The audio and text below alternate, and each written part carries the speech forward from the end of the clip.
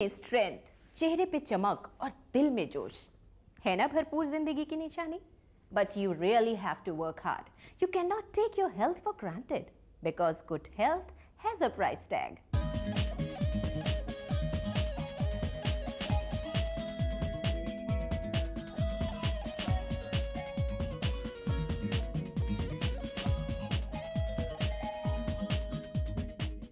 मैं इंडिया के लिए शूट करता हूँ और कॉर्पोरेट वर्ल्ड में भी काम करता हूँ।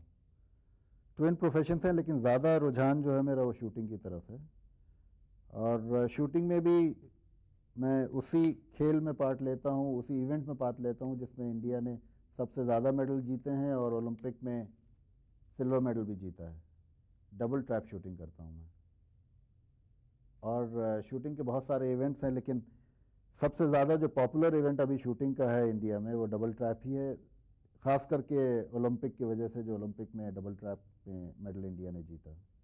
शूटिंग में काफ़ी टाइम देना पड़ता है, फिज़िकल फिटनेस की तरफ काफ़ी टाइम देना पड़ता है, अपने आप को मेंटली सुकून में रखने के लिए काफ़ी टाइम देना पड़ता है। वो टाइम ऐसे देना पड़ता है कि जिससे कि आपका दिमागी हालत जो है वो सुकून की रहे। नहीं तो शूटिंग एक ऐसा गेम है जो कि 90% मेंटल है, और अगर आपका ध्यान अपने दिमाग को सुकून की तरफ रखने में नहीं है तो आपकी शूटिंग ख़राब हो जाएगी। और सब चीज़ को प्रायोरिटी देता हूँ मैं, लेकिन सबसे ज़्यादा जो प्रायोरिटी अभी देता हूँ वो अपने आप को एक फिट रखने के लिए, जिससे कि अगर फिट नहीं हूँ तो ना तो कॉर्पोरेट वर्ल्ड में, ना शूटिंग वर्ल्ड में, ना किसी मेंटल स्पोर्ट में कहीं में भी कामयाब नहीं हो सकता हूँ। तो आई स्टार्ट माई डे, सुबह से जो मैं अपना दिन शुरू करता हूँ वो इसी प्रायोरिटी से करता हूँ कि अपने आप को तैयार करें सारे दिन की जितनी भी चैलेंजेस हैं, जितनी भी जो फेस करनी है, शूटिंग की हुई या ऑफिस की हुई, वो सब के लिए अपने आप को तैयार करना।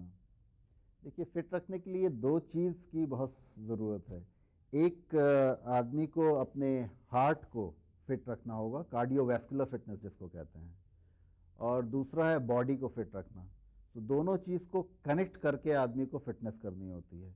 मैं अपने फिटनेस को एक्चुअली 3 स्टेज में डिवाइड कर देता हूँ। एक जो करता हूँ वो सिर्फ कार्डियोवैस्कुलर, जो कि सिर्फ हार्ट की फिटनेस के लिए करता हूँ।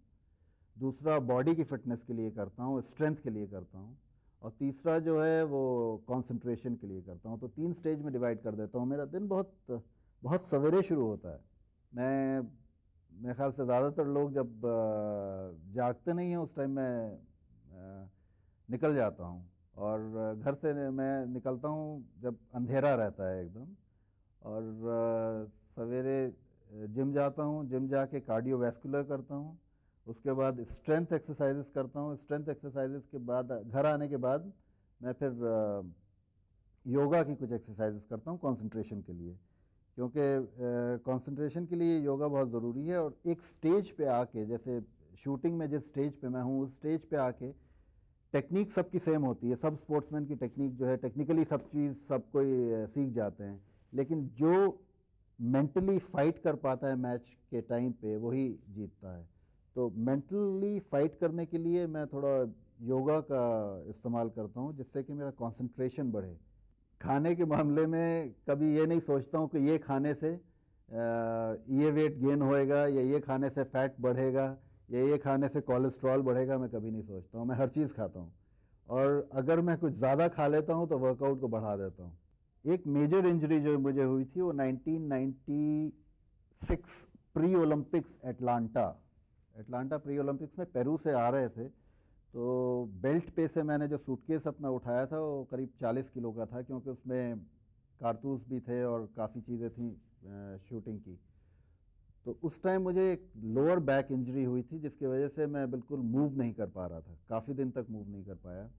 और बल्कि मैंने कंपटीशन नहीं छोड़ा था, शूटिंग भी नहीं छोड़ी थी, कंटिन्यू कर रहा था। उस टाइम सिर्फ एक्सरसाइज के करके मैंने लोअर बैक को अपने ठीक करा और स्टेज पे पहुंचा कि अब बिना किसी हेल्प के मैं वेट भी उठा रहा हूँ, सब कर रहा हूँ, लेकिन सिर्फ एक्सरसाइज से मैंने बैक मसल्स को स्ट्रेंथन किया, लोअर बैक मसल्स और एब्डोमिनल मसल्स को स्ट्रेंथन करके ऐसा कर दिया है कि वो लोअर बैक की इंजरी जो है वो ख़त्म हो गई है और उससे कोई पेन नहीं होता है। फिजिकल फिटनेस के लिए अपने आपकी बॉडी आपको इतना कुछ दे रही है तो उसको आप कुछ रिटर्न में तो दीजिए।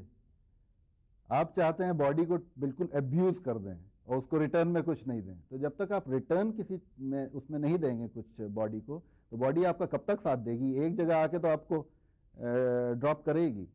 तो अगर आप अपनी बॉडी को रिस्पेक्ट करते हैं, अपने आप को रिस्पेक्ट करते हैं, तो आप थोड़ा अपना वक्त जो है आपको अपने बॉडी को मेंटेन करने में देना होगा। योगा हमारे देश की देन है और आज सारी दुनिया इसका लोहा मानती है।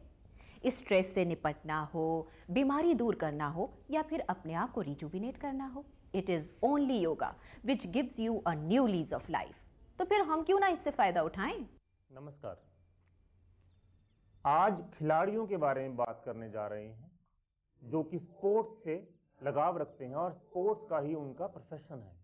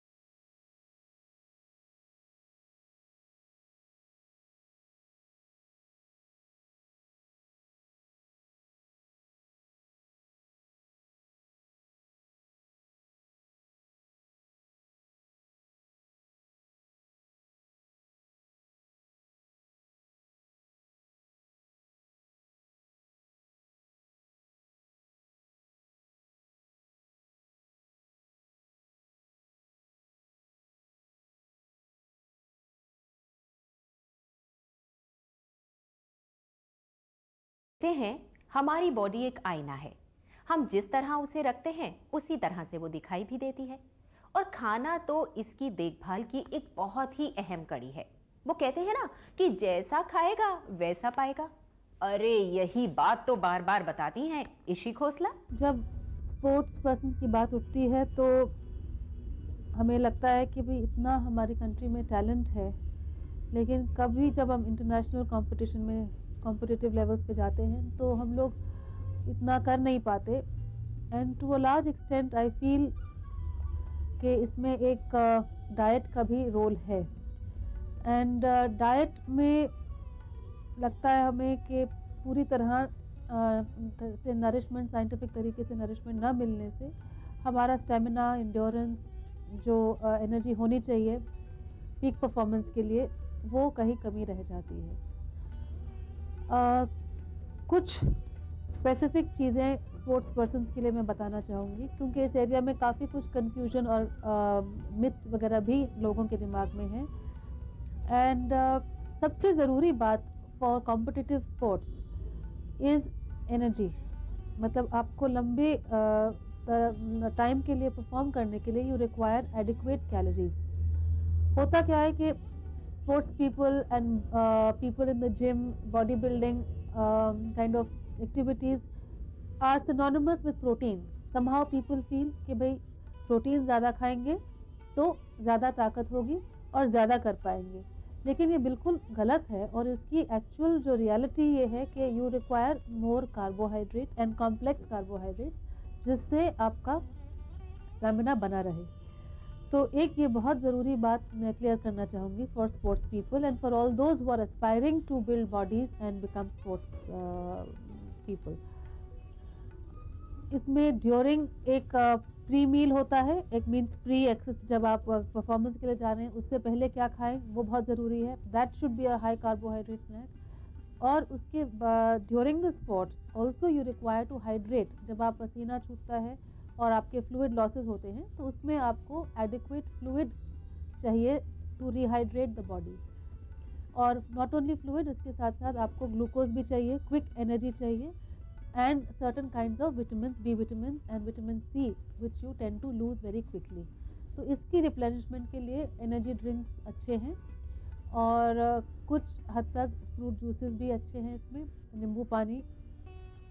And I find drinks like even sattu, barley sattu, chana sattu can help in certain sports to to give the kind of stamina which is required.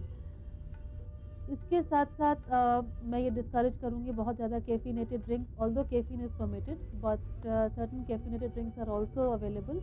इनका जुडिशियस यूज़ करें क्योंकि ज़्यादा लेने से इनकी एडवर्स इफ़ेक्ट्स भी हैं।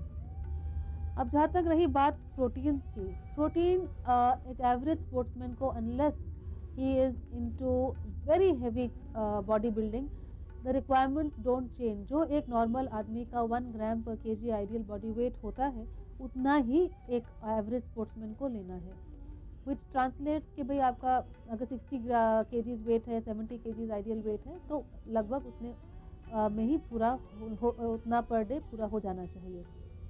तो ज़्यादा प्रोटीन सप्लीमेंट्स और डाइटरी सप्लीमेंट्स पर जो आजकल ट्रेंड चल रहा है इसकी ज़रूरत नहीं है। And I think a good well plan diet is enough to meet the requirements. एक ऐसी रेसिपी दे रहे हैं जो बहुत सिंपल है और जो आपके काफ़ी कॉम्प्लेक्स कार्बोहाइड्रेट्स जो इंस्टेंट एनर्जी देने के बजाय आपको स्लो रिलीज एनर्जी देते हैं, which can see you through longer time for without getting tired. एक कोई भी हाई फाइबर ब्रेकफास्ट सीरियल आप लीजिए, जैसे ग्रेनोला है या कोई म्यूसली है, या अपने आप ही आप इसको बना सकते हैं। इसको आप सोया मिल्क या low fat milk 1% and less skimmed milk हो या डबल टोन मिल्क, इसको 1 गिलास दूध और 2-3 चम्मच breakfast cereal with a fruit, चाहे कोई भी फ्रूट हो आपकी पसंद का हो, सीजनल फ्रूट या बनाना, एप्पल, पपाया, एनीथिंग, इवन चीकू, जो भी आप चाहें, इसको put it all in a blender and run it through for a few seconds. This will become a thick fluid which you can drink out of a glass, a straw, or even have with a spoon. and it gives you a complete form of nutrition, taking care of your fruits, carbohydrates, proteins, as well as micronutrients and antioxidants. उफ, मेरी एक दोस्त है, हमेशा बहस करती रहती है कि अरे ये क्या है, एक्यूप्रेशर क्या चीज़ है भाई, कि कुछ पॉइंट्स दबाए और तकलीफ दूर होने लगी। उफ, मैं उससे कहती हूँ कि मैं तुम्हें कैसे समझाऊं बाबा, ये साइंस है, प्योर साइंस है, कोई जादू नहीं है, और तुम्हें नतीजा चाहिए ना तो इसे आजमा कर देखो। उम्र बढ़ने के हिसाब से कई बार हमें प्रॉब्लम हो जाती हैं, जिसमें ऐसा नहीं है कि हमारी लाइफ एक्टिव नहीं है, इवन स्पोर्ट्स पर्सन भी हो तो भी ये तकलीफ हो सकती है। मिसाल के तौर पे टेनिस खेलने वाले प्लेयर्स को कई बार स्पेन होने शुरू हो जाता है। अब उसके लिए क्या किया जाए, एकाएक कहाँ मालिश की जाए, तो आपको अगर अंदाज़ा हो तो एक्यूप्रेशर से इसका बहुत आसानी से इसमें आराम मिलना शुरू हो जाता है, क्योंकि उसका तो एक सिंपल सा सिद्धांत है कि जहाँ कहीं भी तकलीफ हो रही है, इसका मतलब उस एरिया का ब्लड सर्कुलेशन प्रॉपर नहीं है। आप ब्लड सर्कुलेशन वहाँ पे बढ़ा दीजिए और वो वहाँ पे दर्द में आराम मिलना शुरू हो जाएगा। वैसे तो खैर मैंने कुछ प्लेयर्स को मैंने प्रेशर दिया है और उनको तुरंत आराम भी मिला है, आप भी इसके पॉइंट्स देख लीजिए। इसके लिए आपको जिस हाथ में भी दर्द है, जैसे राइट हैंड में है या लेफ्ट हैंड में है, तो आपको पहले तो सारी उंगलियों के बीच में चैनल्स होते हैं, इनके अंदर हाथ रख के और आपको पहले चैनल्स को एक्टिवेट करना पड़ेगा। चारों चैनल को 1 2 3 4, और फिर ये जो अंगूठे और दूसरी फिंगर्स के बीच में ये चैनल होती है, इसको एक्टिवेट करना पड़ेगा। इसके बाद में आप रिस्ट के ऊपर दो जो ये सॉफ्ट पॉइंट होते हैं दोनों तरफ, इसमें आप हाथ रख के, एक अंगूठा और एक उंगली रख के, और इस ढंग से आप इसको एक्टिवेट करिए इन पॉइंट्स को। यहाँ पे एक्टिवेट करने के बाद में फिर आपने यहाँ पे जो ये आपका इंट्रावीनस पॉइंट होता है, इसके ऊपर आपने प्रेशर दिया और फिर आप हाथ को सीधा कर लीजिए और यहाँ प्रेशर दे दीजिए। रिस्ट पेन के अंदर इमीडिएटली आराम मिलना शुरू हो जाता है। और नहीं तो अगर आप ये एक्सरसाइज दिन में 2 बार करते हैं, सुबह और शाम, तो मैं आपको विश्वास दिलाता हूँ कि रिस्ट पेन में काफ़ी आराम मिलना शुरू हो जाएगा। इसी के साथ साथ कई बार शोल्डर में प्रॉब्लम हो जाती है। अब ये तो हम नहीं कहेंगे कि साहब वो उनका शोल्डर उतर गया है, लेकिन कई बार इसके मूवमेंट में बड़ी परेशानी हो जाती है, एक पर्टिकुलर एंगल से ऊपर हाथ नहीं जा सकता है। तो आपको उसी प्रकार से, जैसे रिस्ट पेन में मैंने बताया कि आपको पहले इस हाथ के चैनल्स में बैक पे यहाँ प्रेशर देना पड़ेगा, उसके बाद में आप यहाँ प्रेशर देंगे और फिर इंट्रावीनस पॉइंट पे आप प्रेशर देंगे, फिर शोल्डर को आप बिल्कुल हाथ को सीधा करिए और शोल्डर पे प्रेशर दे दीजिए। इसके बाद में आप गर्दन को थोड़ा झुकाइए, तो गर्दन के पीछे एक बोन होती है, इस बोन के ऊपर आप एक्टिवेट करेंगे तो इससे धीरे धीरे आपके शोल्डर पेन में भी आराम मिलेगा। मेरे पास काफ़ी सारे ऐसे पेशेंट आए जिनको शोल्डर के अंदर काफ़ी प्रॉब्लम थी, हाथ उठता नहीं था, और वो महज इस सिंपल सी एक्सरसाइज से उठना शुरू हो गया। दवाई बेशक आप कोई भी लेते रहें, दवाइयों से कोई मनाही नहीं है, लेकिन दवाई के साथ में अगर आप ये एक्सरसाइज करते हैं तो मुझे विश्वास है कि आपको जल्दी आराम मिलना शुरू हो जाएगा। सियाटिका, इसका दर्द अगर किसी को हो गया तो समझ लीजिए कि मूवमेंट उसका बिल्कुल रुक जाता है, करवट नहीं ले सकते हैं। लेकिन सियाटिका की प्रॉब्लम के लिए भी एक्यूप्रेशर से आपको आराम मिल सकता है। इसके अंदर आपको सिर्फ एक तो पाँव की, जिस प्रकार से मैंने आपको हाथों की उंगलियों के बारे में बताया है, उसी प्रकार से जो पाँव की उंगलियां होती हैं, पाँव की उंगलियों के बीच में चैनल्स होते हैं, उस पर आपको प्रेशर देना है। और उसको प्रेशर देने के बाद में फिर आप हिप के साइड में प्रेशर देते हैं और पूरी बैकबोन पे प्रेशर दे देते हैं।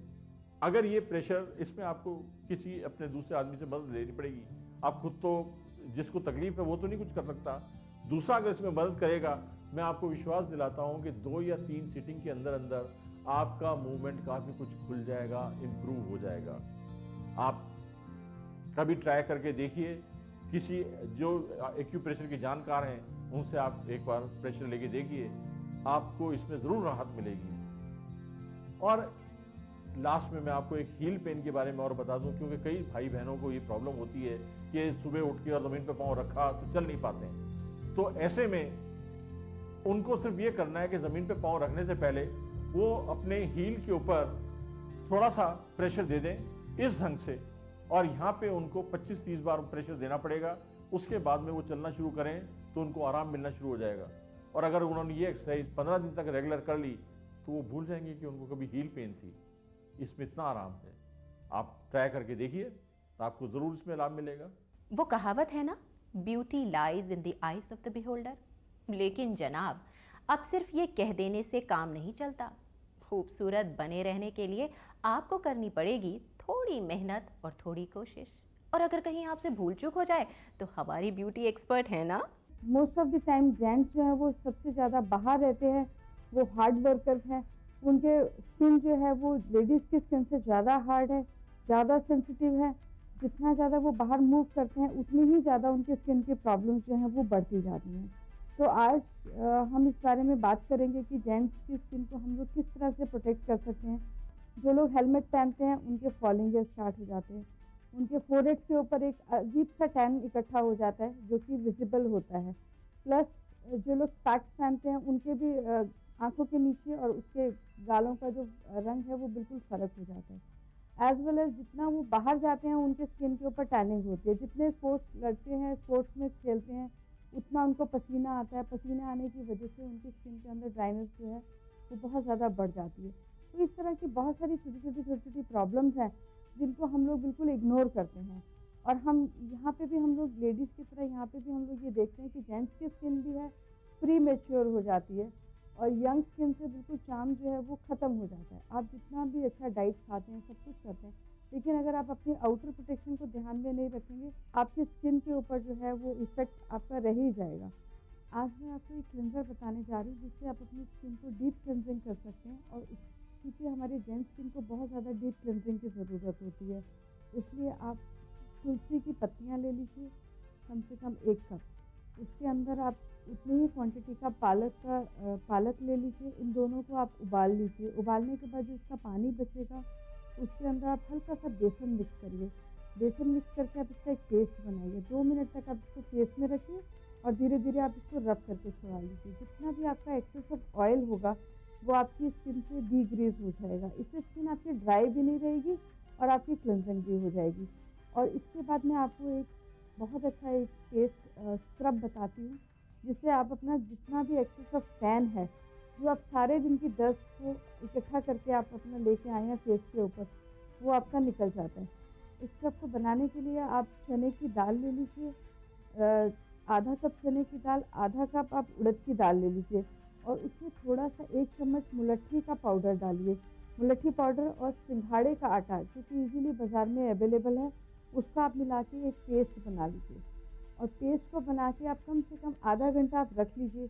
उसके बाद वो जब स्क्रब सॉफ्ट हो जाएगा आप अपने इसको फेस के ऊपर लगाइए। लगाने के लिए आप 15 मिनट तक रखिए और जैसे ही वो सूखेगा उसको धीरे धीरे आप रोज़ वाटर से, गुलाब जल या ग्लिसरीन मिला हुआ रोज़ वाटर आप ले लीजिए और उसके साथ आप रब करके छुड़ाइए। ग्लिसरीन हम इसलिए रिकमेंड करते हैं क्योंकि आपका उसमें ड्राइनेस जो है या आपका जो पीएच बैलेंस है आपकी ऑयल का वो आपका मेंटेन रहे। ग्लिसरीन से आपका जो फेस है वो एक अलग सी चमक और ग्लो पैदा करता है। अगर आपके पास ग्लिसरीन नहीं है तो उसकी जगह आप शहद का भी प्रयोग कर सकते हैं। शहद के साथ और गुलाब जल के साथ आप उसको हल्का हल्का धीरे धीरे रब करते हुए छुड़ाएंगे। उसके बाद आप अपने फेस के ऊपर एक ठंडा टॉवल आप डालिए जिसको हम लोग कोल्ड कंप्रेसर भी कहते हैं। आदमी की स्किन के लिए कोल्ड कंप्रेसर ये बहुत ज़रूरी माना जाता है क्योंकि उनके पोर्स जो हैं वो बहुत जल्दी खुलते हैं। उन पोर्स को ब्लॉक करने के लिए हम लोग कोल्ड कंप्रेसर देंगे। ठंडे पानी में टॉवल को डिप करिए, 2 मिनट अपने फेस पे रख के प्रेस करिए और उसके बाद आप फेस पैक का प्रयोग कर सकते हैं। फेस पैक का प्रयोग करने के लिए मैं आपको कहूँगी आप मुल्तानी मिट्टी ले लीजिए, थोड़ा सा चंदन का पाउडर ले लीजिए और उसमें 1 चुटकी जो है आप केसर पाउडर डालिए और थोड़ा सा उसमें ग्लिसरीन डालिए। उसके बाद आप पेस्ट बनाइए और पेस्ट को जो है अपने फेस के ऊपर आप लगाइए। 10 मिनट के बाद सूखने के बाद आप उसको थॉरली धो लीजिए। अगर ये आप पूरा का पूरा प्रोसेस अगर आप हफ्ते में 1 बार भी करते हैं तो जितना भी आपका एक्सेस ऑफ टैन है, ग्लो है, वो आपका सारा मेंटेन, टैन चला जाता है और ग्लो जो है आपका वो एज इट इज़ मेंटेन रहता है। प्लस आपकी जो स्किन जो है वो ज़्यादा यंग लुकिंग दिखाई देती है। और उसके लिए आपको किसी पार्लर में जाने के लिए या कहीं पे भी जाने की ज़रूरत नहीं है। कभी भी आपने किसी फंक्शन में जाना है, आप 2 मिनट पहले वो स्क्रब करिए, उसको सुखाने का ज़रूरत नहीं है। जस्ट आप उसको लगा के आप मसाज कर सकते हैं। उसके बाद आप पैक लगाइए और एज इट इज़ उसको रिमूव करने के बाद यू स्टार्ट योर मेकअप। कितना अच्छा लगता है ना अगर हमारे पास खूबसूरती हो, सेहत हो और जीने की उमंग। यही तो है हमारे प्रोग्राम का मकसद। तो देखते रहिए, ये भी है जिंदगी।